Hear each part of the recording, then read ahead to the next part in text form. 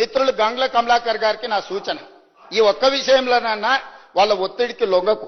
ఏమైనా మంచి షెడ్ ఉంటే నేను చూసుకుంటా, నువ్వేం వాళ్ళకి భయపడకు మిత్రమా.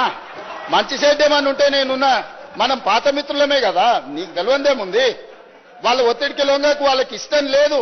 వాళ్ళ పోకడలు దగ్గరకెళ్ళి నువ్వు చూసినావు. పర్టికులర్ గా కరీంనగర్ లో నీకైనా ఎల్రమ్న గారికైనా పొన్నం ప్రభాకర్ గైనా వాళ్ళ పోకడలు ఎట్లుంటాయో నీకు తెలియదా, నేను చెప్పాలనా?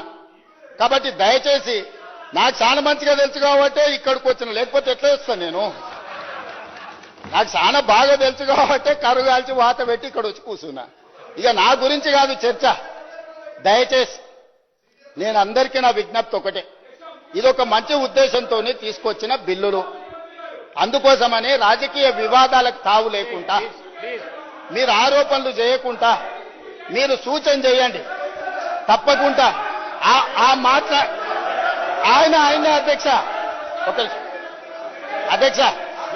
అధ్యక్ష ఆ వెనకాల గట్టిగా అరిసేట ఆయన కూడా ఆయనే అధ్యక్ష, ఆసోపతే.